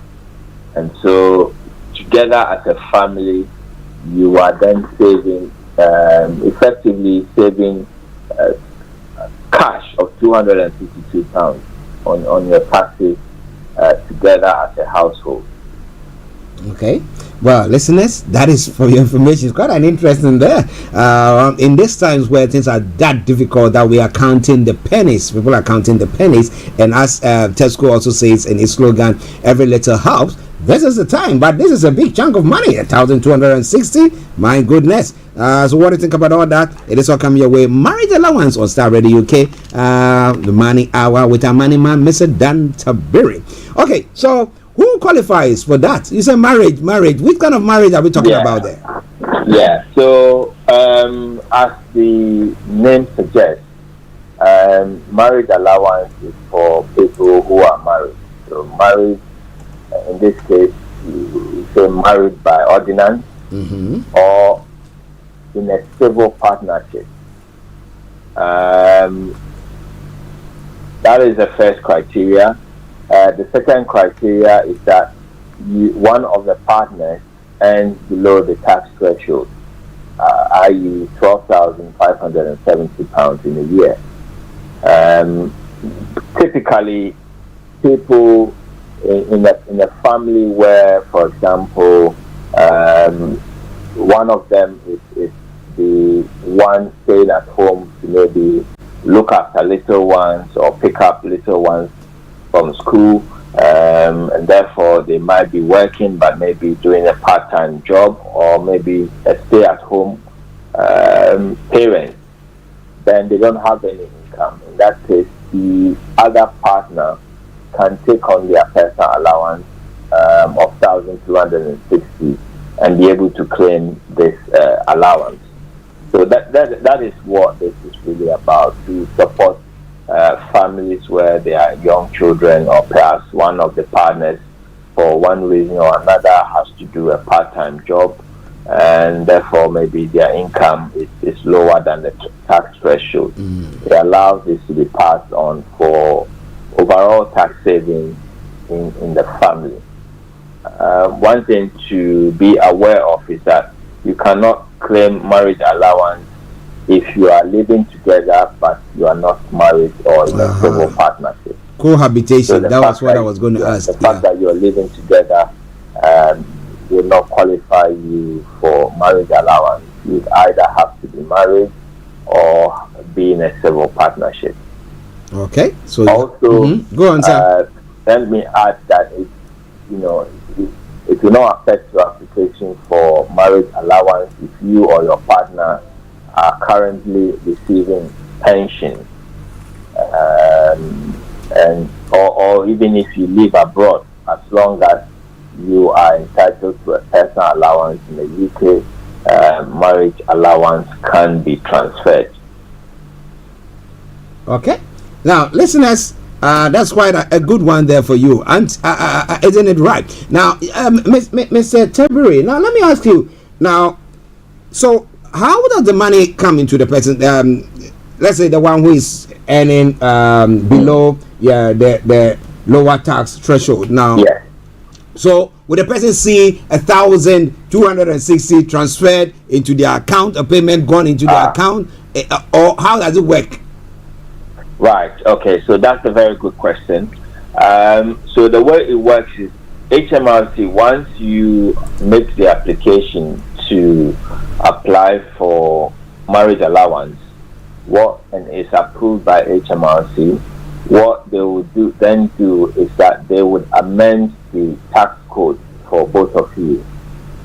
So your partner who is receiving the allowance would see a higher tax code allocated to them, and which means that they will not be taxed on this £1,250 of their wages. Okay. And that is how the money would be received. Okay.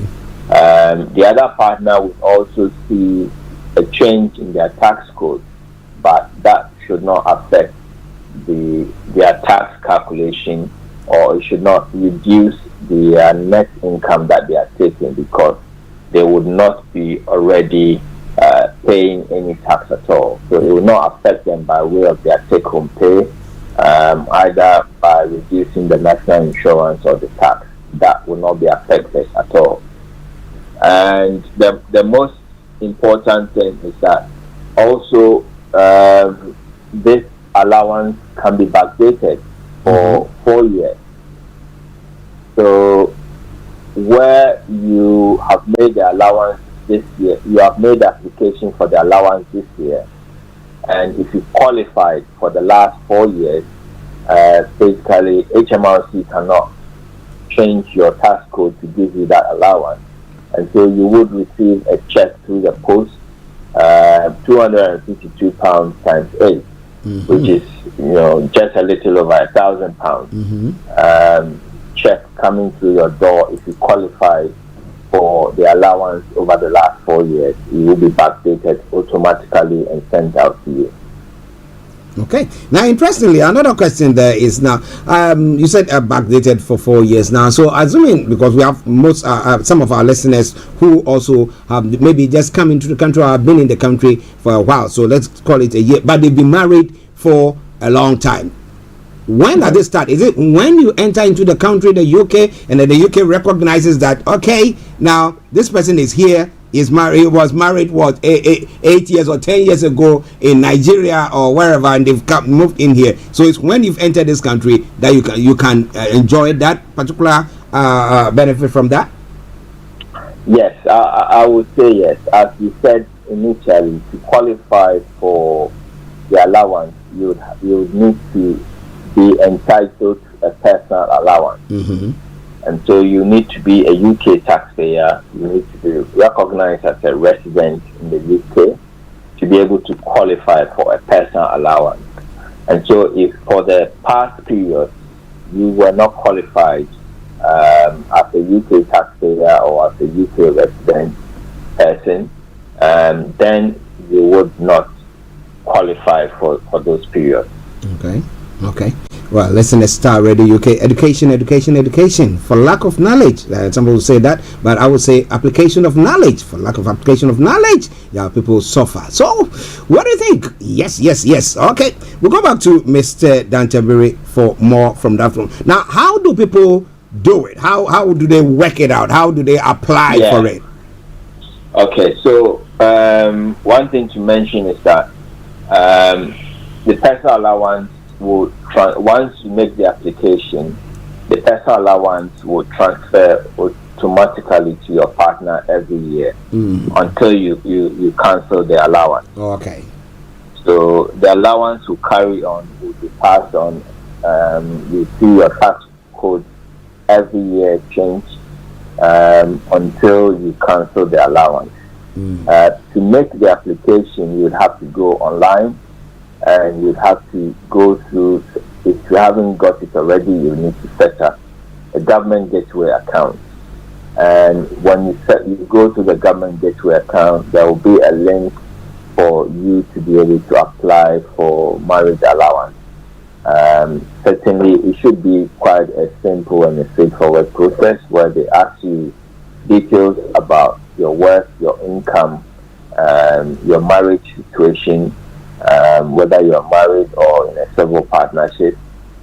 Take your basic details, NI, address, national insurance number, etc., and your contact details. And HMRC will write back to you to say, let you know your entitlement and how they're going to make sure that you receive the benefit of this allowance going forward. So it should be a simple application.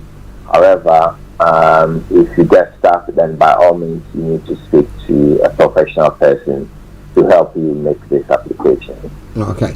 Now, interestingly, another question that has come through, somebody is asking the question, if I am married traditionally, does that apply to me as well?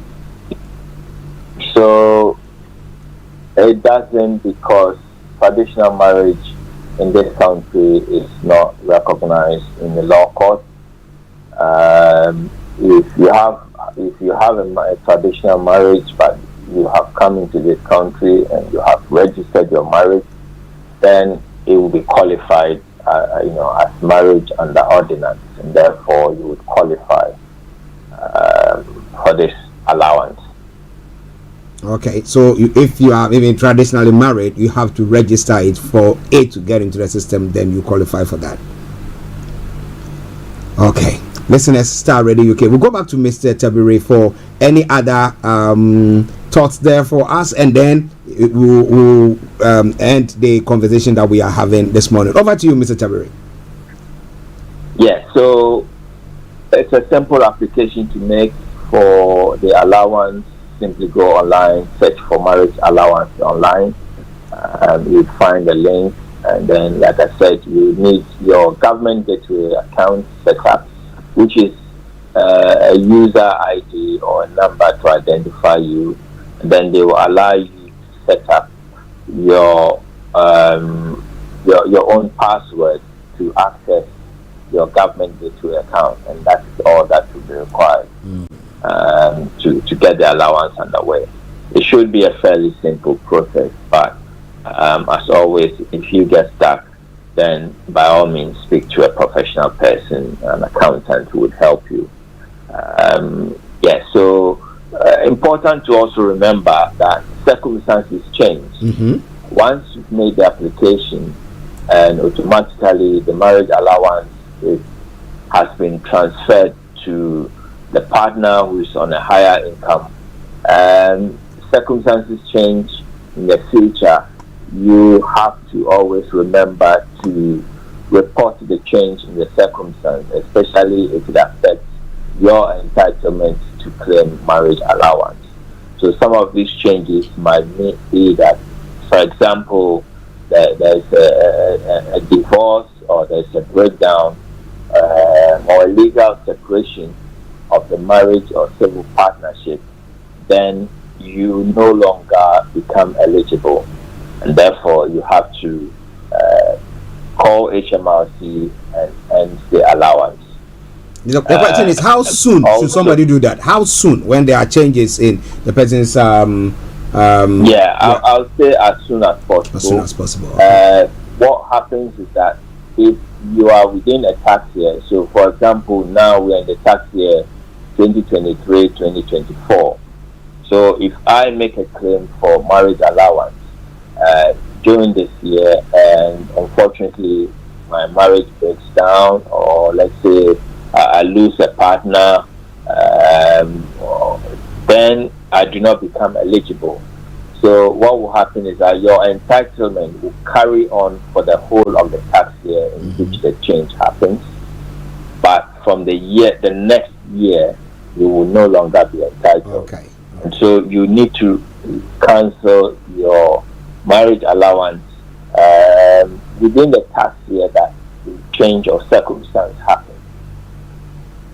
Yeah. Okay. So another change might be that your income has changed. So perhaps maybe you've gone back to full-time working, and therefore your income has gone over the personal allowance threshold. Yeah. Therefore, you are no longer eligible. Then you have to also report and cancel your claim. Okay. As always, a lot of people get caught into the trap where the circumstances have changed.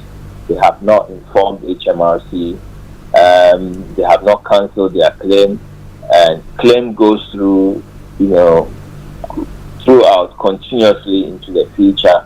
HMRC realizes at some point that these people are not entitled to make this claim, and then before you know, a big bill lands on your table, and you're asked to pay back all this money. So it's absolutely important that people regularly, every year, check their circumstances, if it has changed, and whether they qualify for the claim or not, and then take the necessary or appropriate steps to rectify the situation. Okay.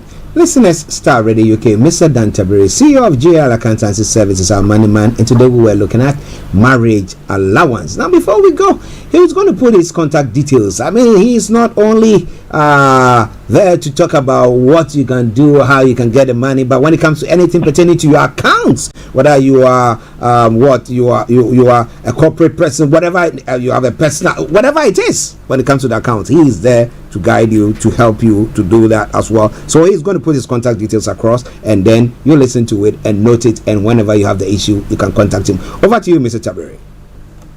Yeah, so if anyone needs any help with any tax or accounting advisory matters, I'm happy to speak to them on 07961248834, 07961248834. And if you call and you mention Star Radio UK, automatically you are entitled to some generous discounts coming your way for any work that is required on your work. Wow, it said generous, so you got to do so. All right then, Mr. Tabiri, let me say thank you very much for this wonderful time with you once again. It's been a pleasure, and looking forward to speaking to you again soon. All right then, have a lovely day. We catch up. Yes, we catch up later. Thank you very much, Mr. Tabiri. So don't you worry, next week he's going to be coming your way, God willing. Keep your fingers and everything crossed with another edition or another topic where you can make some money in your pockets. Yes, in these times where things are challenging, cost of living and everything seems to be dancing agbaja, but whatever it is, some way somehow we can play it so that it dances to our tune. All right then. So on that note, I'm going to say thank you very much for joining us this day on the Friday edition of the morning show. I hope that you've enjoyed the program. It's been a pleasure coming your way. I love to be with you all the time, but now I have to take a bow, and then I'm going to be leaving you to our DJs. They bring you more music and let's talk. What about that? Okay, so you have a wonderful weekend, and come Sunday, we're having KB Bossman bringing you the Faith Talk, but that will be preceded by the live church broadcast coming from Bible Life Family Ministries. Yes, okay, so tell a friend to tell a friend to tell a friend. But well, I summed the whole program up with this wonderful tune from Ruta that says Country Hot. But well, you tell the leaders fix the country, and what did they tell you? Well, the doctors are saying they are on strike. Well. But whatever it is, have a lovely weekend, and may Nigeria not happen to you, as we say on this platform. Bye-bye for now. I remain yours sincerely, the one and only Archie.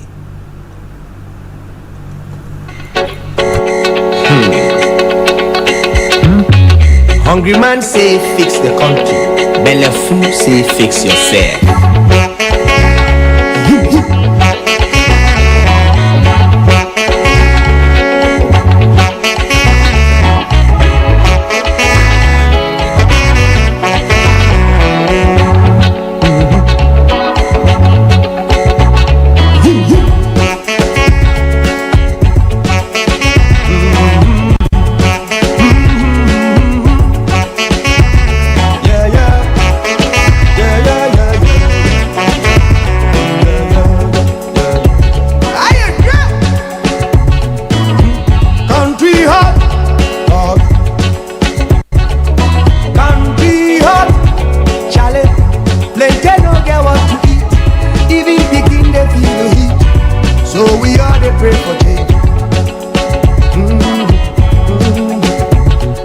This is Starr Radio UK. Thanks for listening. Everybody feel the heat, even begin to feel the heat. So we are the pray for change. We say fix the country. You say fix yourself. Aye. Fix the country. We say fix yourself. Hey, tell me who be the country. Tell me you be the country. Fix yourself. We say fix the country. You say fix yourself. Aye. Fix the country. We say fix yourself. Hey, tell me who be the country. Tell me you be the country. Fix yourself. Aye. What a plenty, the movie fest. What a plenty, the movie fest. You will get to go, plenty go. But we still they borrow they go. To get a job, baby, who you know. We live like cops in a barrel. Shayo, Babeshi and low. Hey, we say fix the country. You say fix yourself. Aye. Fix the country. We say fix yourself. Hey, tell me who be the country. Now you be the country. Fix yourself. I wanna hear that. Hey, we say fix the country. You say fix yourself. Aye. Fix the country. We say fix yourself. Hey, tell me who be the country. Me be the country. You be the country.